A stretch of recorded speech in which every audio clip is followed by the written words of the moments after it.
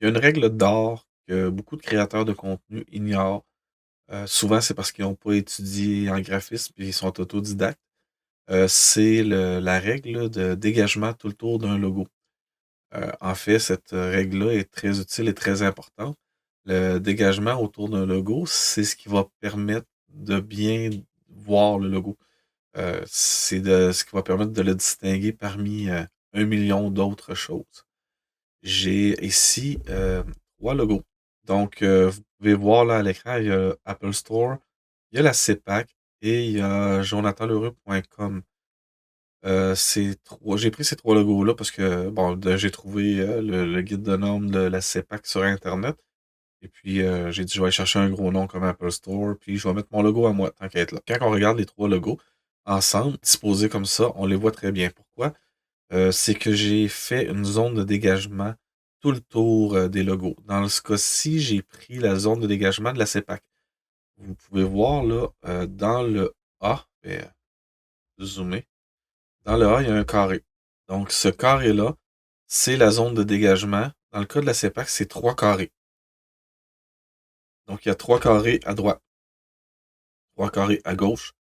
Là, il y a rien en haut, mais s'il y avait quelque chose, ça serait 3 carrés en haut et 3 carrés en bas, qui est vraiment la grosseur du A. C'est ce qui permet qu'on puisse voir très bien les logos de loin. Vous voyez, même quand je les rapetisse, on les différencie vraiment les 3, les uns des autres. Donc, le fait de les avoir positionnés comme ça, on les voit très bien.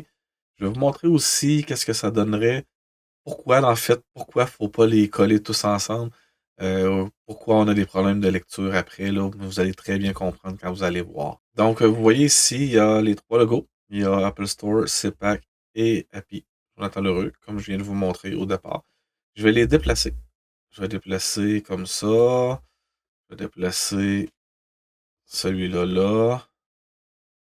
Bon, mettons que je les colle pas trop non plus, là. L'exemple, c'est surtout pour vous montrer la règle de dégagement. On les voit, les logos, là. On les voit, mais sont collés. Ils sont difficiles à différencier les uns les autres. Il faut toujours penser, comme j'ai déjà dit dans une autre vidéo, le cerveau est paresseux. Quand on passe en voiture et qu'on regarde rapidement parce qu'on n'a pas le temps de s'attarder, le cerveau enregistre pas. Il enregistre pas l'information qu'il voit. Dans ce cas-ci, imaginez que c'est une enseigne d'immeuble, puis que je vais la zoomer un peu. Ça serait les 3 commerçants qui seraient sur l'immeuble. On s'entend que c'est un petit peu le free for all, c'est difficile à différencier. Et puis là, on est loin, on est en voiture, on s'en vient vers la bâtisse. On s'entend que c'est très, très, très difficile à distinguer.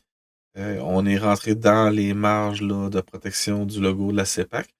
Donc, si je reviens à l'arrière et que je les redispose, regardez tout de suite comment que ça. D'un, c'est plus beau. Et de deux, c'est beaucoup plus efficace. Si on arrive en voiture, on est loin, on voit les meubles au loin. Tout de suite, on va comprendre là, l'emplacement de chacun des locaux. Donc, vous comprenez un peu mieux, là, j'imagine, pourquoi il est important d'avoir un dégagement tout le tour des logos. Si jamais vous trouvez le logo sur Internet et puis que vous n'arrivez pas à trouver là, le guide de normes, parce que souvent, il va être sur Internet. Là. Vous pouvez écrire un guide de normes, mettons Desjardins, PDF. Vous allez finir par en trouver un. À l'époque, Desjardins l'avait sur leur site web. Ça fait longtemps que je n'ai pas été voir, donc je ne me souviens pas si c'est encore là. Mais tu sais, souvent, vous allez trouver des guides de normes pour les grosses entreprises, là, les institutions là, qui sont majeures. Là. Sinon, ben, demandez au propriétaire de l'entreprise si c'est une plus petite entreprise. Vous demander à son graphisme là, de vous le faire parvenir pour avoir une bonne utilisation de son logo.